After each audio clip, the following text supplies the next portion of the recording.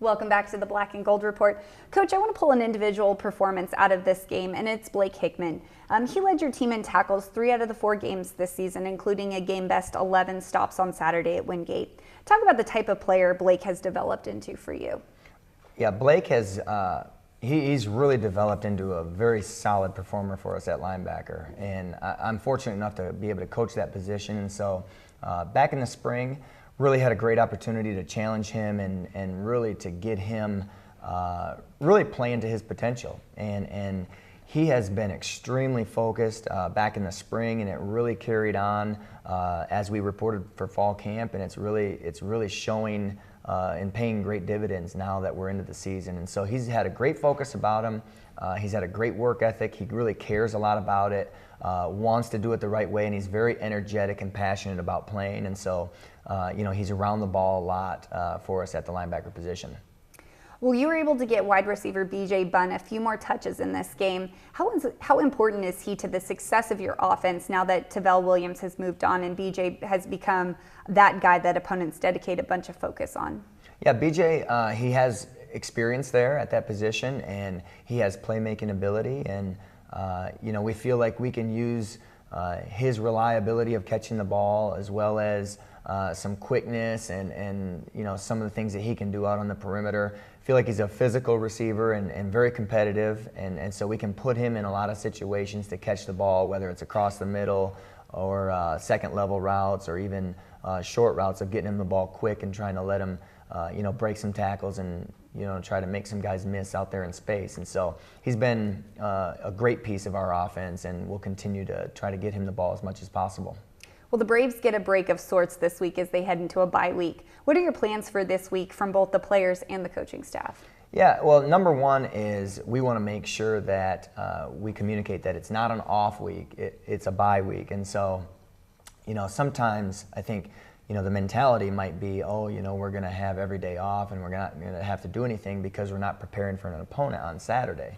But we've got to continue to focus on getting better. I think this week is a great opportunity to look at ourselves and make sure that we evaluate what have we done in the first 4 games, what have we done well and stick to those and even get those better. But then also, what have we done not so well? How can we improve those? Do we need to get rid of things? Do we need to add things? And just really make it a good self-evaluation from a coaching staff standpoint.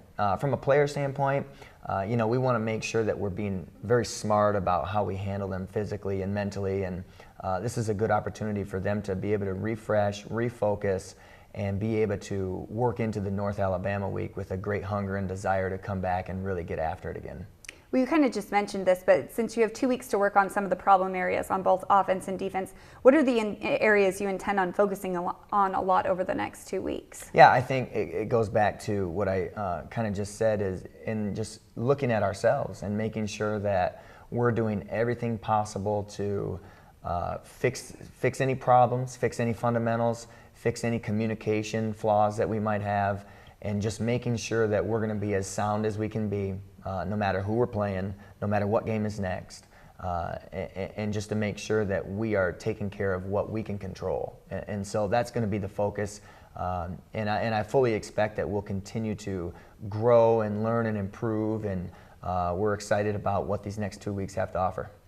Well, Dominique, although you won't see them for a couple of weeks, UNCP will welcome 5th-ranked North Alabama to Grace P. Johnson Stadium on the 11th. This is a rematch of last year's second-round playoff loss to the Lions in Pembroke. So what do you remember most about that game? Just things just didn't go as we had planned on them going. Really just being smacked in the mouth a little bit and trying to fight back, but it was just too late. Well, Coach, I'm sure you've seen limited film on North Alabama, but what can fans as well as your team expect to see from them in a couple weeks? Sure.